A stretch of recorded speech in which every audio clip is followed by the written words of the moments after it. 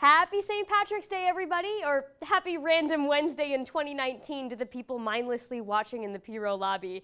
I'm Peyton Lewis, and welcome to our first ever episode of Common Agenda filmed with a live studio audience. I know it looks like I'm just talking in front of a giant green tarp, but trust me, it looks really cool on TV. It's just the magic of the Emerson Channel. So in the spirit of the Emerson Channel, let's get into the show that kind of rips off an actual show on actual TV, but is kind of different because it's for a very specific audience. That's you. So hold on to your lucky shamrocks and get ready to be Trumpified because this is Common Agenda.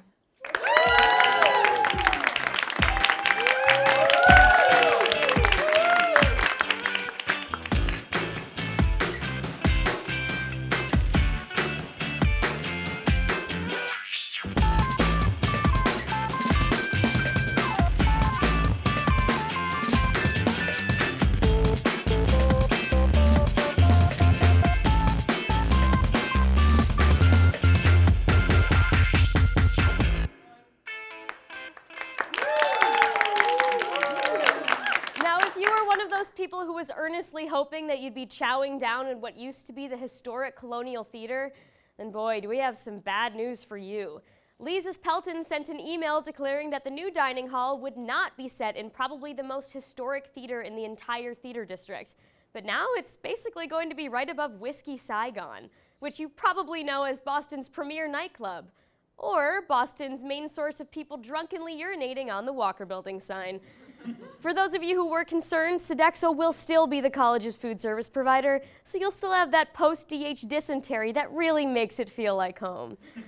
Word isn't out yet on whether or not they'll be keeping that sick decal they brought in this year, but we're almost certain in saying that the new, hip, modern, and glass DH will provide plenty of avenues for Sodexo to showcase their passion for interior design. I mean, have you seen those sick mock-ups? They look like they were designed by Lion's Tooth. Like, look at all those fake people. There's skateboards, there's headphones. It just looks like so much fun. Am I right, guys? At least now we can shove raw sausages down our mouth in a place that looks like it was designed by a wannabe Frank Lloyd Wright, rather than a place that looks like it's the cafetorium for a rundown senior center. It's totally worth however much extra we'll be paying in tuition, right? Speaking of paying more and getting less, the MBTA. Last week, everyone's favorite place to make strangers uncomfortable announced that it's going to be cutting late-night service after March 18th. Of course, most of you are trust fund babies whose parents can afford those Uber Blacks to shuttle you back from Alston. But for us common folk, common, get it? See what I did there? This means way more parties in LB.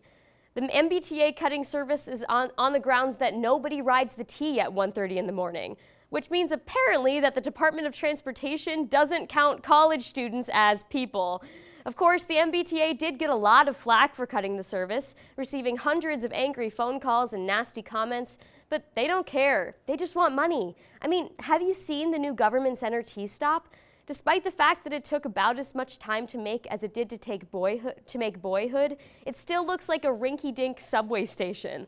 I'm so glad we have a public transportation system that cares so much about the needs of its customers and is wanting to make Boston great again by returning to its Puritan, be in bed by sundown ways.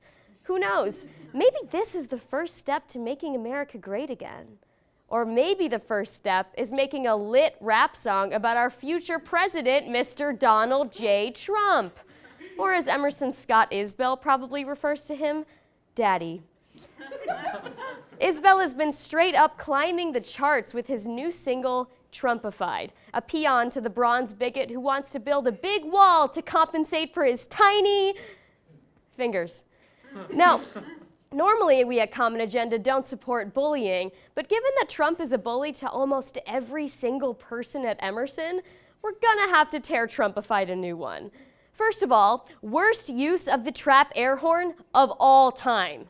Second of all, this guy sounds like he's taking a big drumpf on the toilet while being auto-tuned.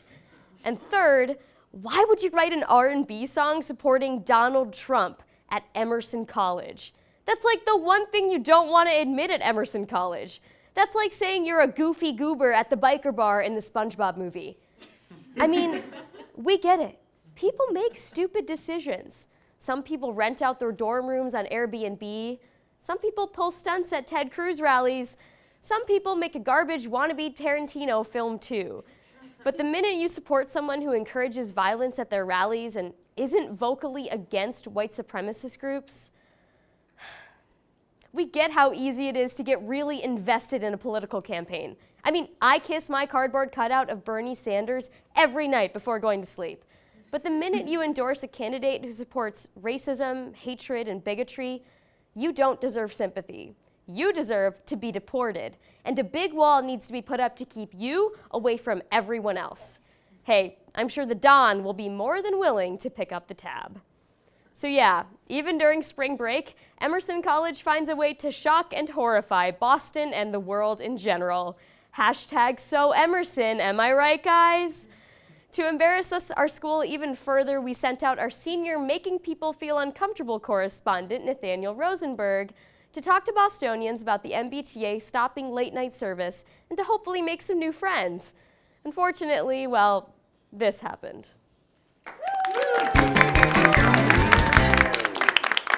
Boston's public transit is defined by one letter, the T. But hey, I have two more letters for it, P and U, because PU, something stinks. Today, we'll be talking about the closing of the late-night tea service. I'm Nathaniel Rosenberg, and this is Crashed. So, how do you feel about the late-night tea service closing? Awful. I rely on that. I'm very excited to announce that we have a special guest on our show, the Incredible Hulk. It's actually Mike.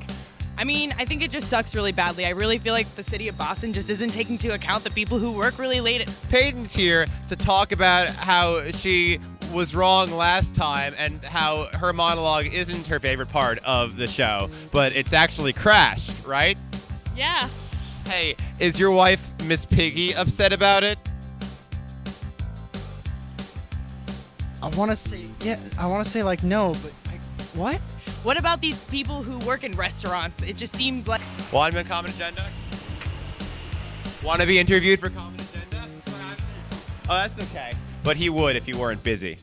You can't see it, but there's actually a line of people behind the camera waiting to be on the show. They all really want to be on the show. No, don't show it. You don't have to show it. Don't. There's no. Okay, stop. Well, they just left, but there was a line of people. Don't show it if there's not anyone behind. Like, they're not going to be able to get home, and then you have to spend money on cabs and stuff, and I'm just, like, really pissed about it. Like, I feel like they don't care. I feel like Boston doesn't care. Is it easy being green? What do you think about the closing of late night tea service? I have no knowledge of any of that, so neutral. I use late night tea a lot on weekends, so it's gonna put a cramp in my lifestyle. What would you use it for on weekends, though? Go out, hang with some friends, party a little bit, Wash your hands. Are your hands not freezing? What do you think about late night tea service closing? Just like super inconvenient. Why? Because I like riding the tea at night. Why? Because I don't like walking when I'm drunk. But Emerson doesn't have any parties late at night on weekends. Well, that's why you need to use the tea. You gotta go way far out, away from Emerson to other stuff. There are other parties away from Emerson? You have a friend throwing a shindig, a private thing. Can I come to them? I don't know. Like, are you friends with people? I mean, that's kind of a loaded question. Do you care? Yeah, I care. I think it's important. Right. People keep telling me they're at parties. I'm starting to think that I might be missing out on something. No, there can't be parties. I'd see them on Facebook or something, unless they're secret events. But they wouldn't do that. They wouldn't do that to me. I care. I'm hosting a show about it. Back to you, Peyton. But again, not this Peyton. The one on the show. Yeah. Lauren, what are you doing? I'm getting ready to host Good Morning Emerson, of course. Good morning, Emerson? What's that? It's the best morning show ever that's on Tuesday and Thursday at 9 a.m. Wow, how can I work on this? Yeah, let's get going.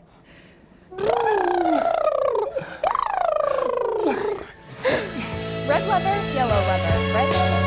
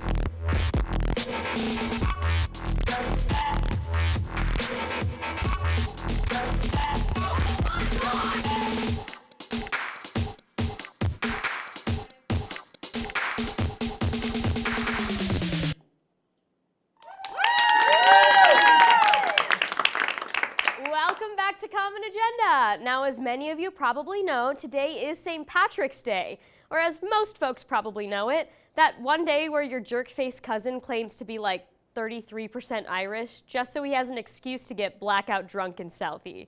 Unfortunately, most folks here at Emerson are too young to get legally into those Irish pubs and partake in the majority of these St. Patties Day shenanigans. So here's our very own lucky leprechaun, Matthew Bilodeau, to tell you all about some fun St.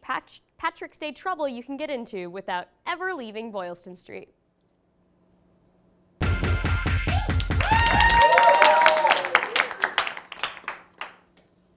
Top of the morning, me ladies. It's me, Matthew Bilodeau, your in-studio correspondent and St. Patties Day expert.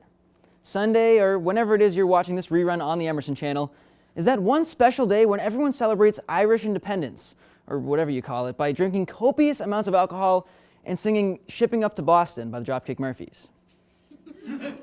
Unfortunately, many Emersonians haven't crossed the rainbow and found the pot of gold of being 21 and over, which severely limits what you can do to party very hardy. So in order to help out all those youngins like me, here are the top 5 ways to celebrate St. Patty's Day on campus. Number 5, eat foods that shouldn't be green, but have been dyed green, and listen to the Dropkick Murphys alone in your dorm room. What kind of foods can be dyed green? Anything. Green potatoes, green ice cream, green ketchup, green beans, green cookies, green meatloaf, anything that you can shove in that garbage can of a face of yours. Top it all off with listening to the Dropkick Murphys, Boston's best and possibly only Celtic punk group. This is the one day a year that you listen to them, so soak it in. Number 4, be offended about racism towards Irish people. There is one great thing about all holidays that are based on old cultures, appropriation. And with appropriation comes being offended, but not just people being offended of their own culture. You can actually be offended for people that aren't of your own race. So just know that not wearing anything that says, "Kiss me, I'm Irish," is enough. If you see someone who you know is Irish, or you see someone with red hair, remember that this is the day to go up to them and give them your sincerest apologies on behalf of your race. Number 3, M-Chan and chill. St. Patty's Day is the perfect opportunity to discover that not only does Common Agenda become actually watchable when it's 2 a.m., it becomes entertaining. Invite over your prospective bae to enjoy some quality reruns of programming like Let's Take the Tea or the Evvies, and maybe, who knows, the luck of the Irish will rub off on you. Or maybe they'll just be down to hook up as an excuse to no longer have to watch the Emerson channel. Either way, what better way to spend St. Patrick's Day in a city as Irish as Boston than with some grade A lovin' and some M-Chan content? Number 2, go around pinching people. Whether you put pins into children's Halloween candy or you participate in the traditional Christmas Yule flog, there's no better way to spend the holidays than inflicting physical pain on others. And the best of these traditions happens on St. Patrick's Day. Celebrate by stalking the streets of Boston with your well-honed nails, and as soon as you spy someone off their guard, go in for the pinch. It doesn't matter if they're wearing green, because you can always claim it doesn't really count for whatever reason. All that matters is that you now have the free reign to be the Irish lobster that you always wanted to be, and really, is there anything more Boston than that? Number 1, drinking alone in your dorm room. What better way to spend St. Patty's Day the most depressing holiday since Valentine's Day, than alone in your dorm room, with a six-pack of beer if you're 21 and over, of course, and none of your closest friends. For even more festive holiday fun, put on your favorite St. Patrick's Day TV show episode on Netflix, and if you close your eyes, you can pretend you're with them. Be sure to dress up for this incredibly depressing occasion by, for example, wearing a Kiss Me I'm Irish shirt, even though nobody's going to come to your room to say hello, let alone kiss you. Watch videos of the parade and imagine that you're there, and get ready to be incredibly sad when you realize that you're going to be doing the exact same thing next year. Those are the top 5 ways that you can celebrate St. Patty's Day from the comfort of your LB triple. And if you're looking to expand your nightlife options, why not see a play put on by some Emerson alums? It's an opportunity to leave campus, but still have a little piece of Emerson with you as you venture out into the cold, unforgiving tea. Now I'm tossing it over to Claire Gomes with Behind the Scenes as they take an insight look into the interactive play Rabbit.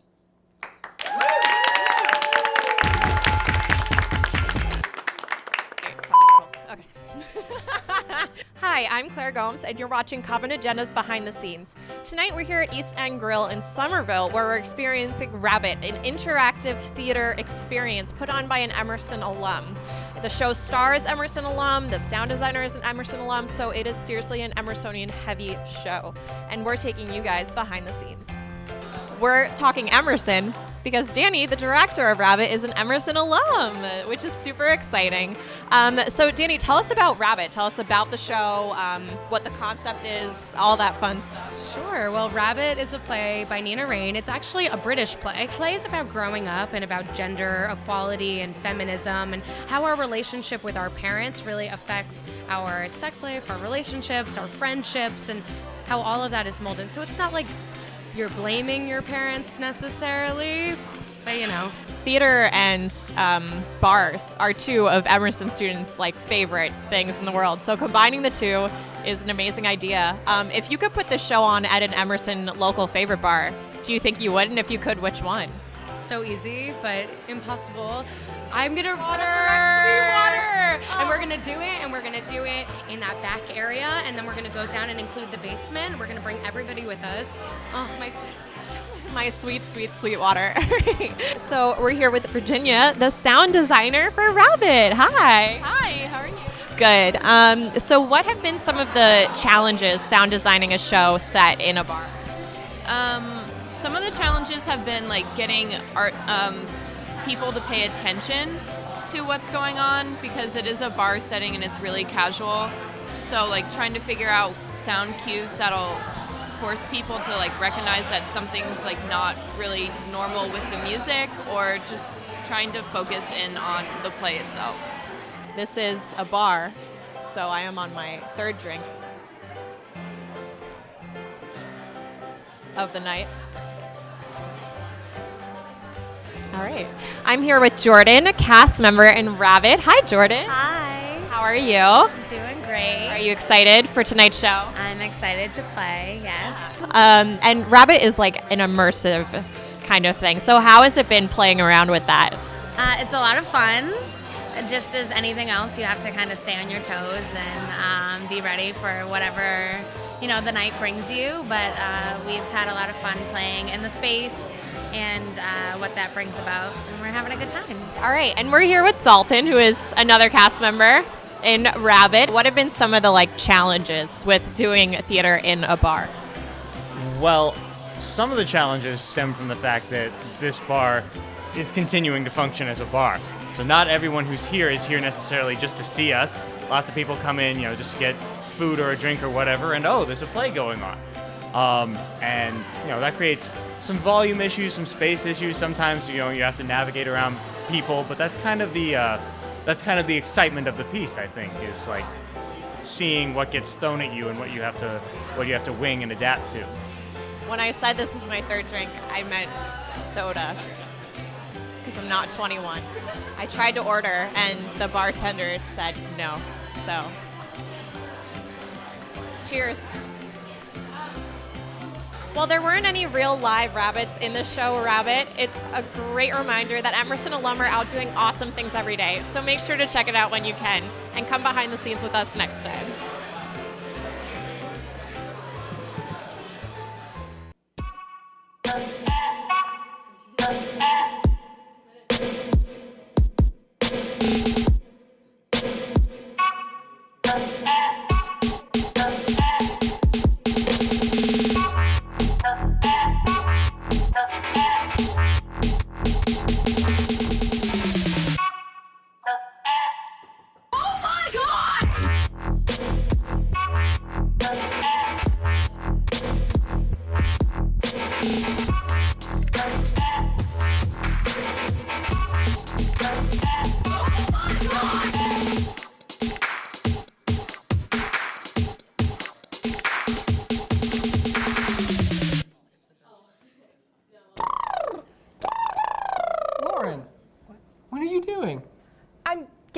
to host Good Morning Emerson, of course. Good morning, Emerson? What's that? It's the best morning show ever that's on Tuesday and Thursday at 9 a.m. Wow, how can I work on this? Yeah, let's get going.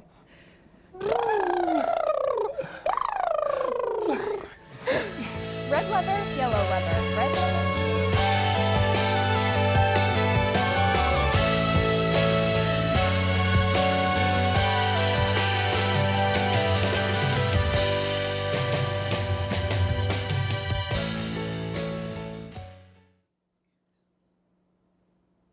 Welcome back to Common Agenda, everybody. Today we have with us Ezra Weller from Boston's Group Muse, an organization determined to bring classical music to millennials. They even perform in people's very own apartments, meaning the next party you host could be entertained by classically trained musicians instead of that vintage iPod shuffle. So thanks so much for being here with us, Ezra. So tell me all about your organization. What do you guys do? Well, Group Muse is an online platform for hosting, attending, or performing, if you're a musician, what we call group muses. And what they really are is hybrids between a typical house party and a concert happening in your living room. And they're going on all over the country. I think that's such an interesting concept and something I'm really fascinated with. So how did you start that? How do you even come up with that idea? Yeah, so the original founder is my friend Sam. And he came up with the first idea because he had friends who were musicians, and they would have parties and they would play music at their parties. And so he thought, well, everybody should have access to this, not just people that have musician friends. Each of us came at it from a different angle, and I was a musician, so I was coming from this angle of, how can we make this music, classical music, but maybe art music in general, a little bit more regular of a thing for people our age to be a part of. Sure. So how many people do you have using the site right now, and how many cities are you in? We're in a bunch of cities, but 4 major ones, Boston, New York, San Francisco, and Seattle. And in each of those, we always have somewhere between like 3 to 8 group muses happening every week. So that's about, those are probably like 20 to 30 people on average each. So that's about what's going on right now. And all of that's happening online through their website. It's all sort of generated by the community itself. So, it's funny that you bring that up, that the amount of people can kind of vary.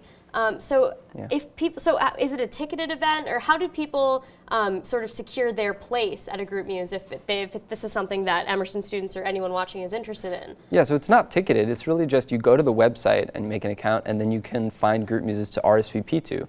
So you can see some information like around what neighborhood they're in and some of the other people that are going, the musicians that are playing, and then you can reserve your slot right there if there are any slots left. Yeah. So is it all, so if you choose to host a group muse, are you inviting purely strangers into your home? Or can you say, well, I want this for my friends, but also like, I want to meet some new people too? Exactly, yeah. I mean, it's not exactly strangers. They have to make group music accounts. But basically, yeah, if you want to host, you can reserve a bunch of slots for your own friends, people that you just want to invite.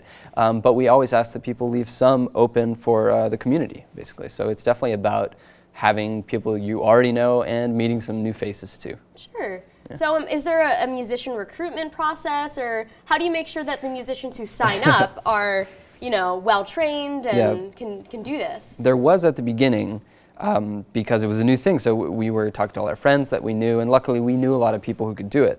But now musicians just sign up on the site, and we have a process where we ask them to submit a few recordings and some information about themselves, and there's just a bit of a screening process. So there is some sort of vetting. So you're not just inviting random people to come play the cello in we're your living room. We have only a few, but the rules we're pretty strict about. Sure. So I think it's interesting that a lot of this is aimed toward young people, especially with, I'm not sure the best way to phrase this, but until really last semester when I took a classical music class, I didn't feel like classical music was necessarily for me, if that makes sense. Maybe I never learned how to listen to it, or maybe I just wasn't introduced to it in the right way. So does putting it in a social context, let's have a house party with a bunch of friends and also listen to classical music, does that change young people's perception of the music as an art form? Yeah, I don't think, it's funny because everybody our age doesn't think that they know anything about classical music.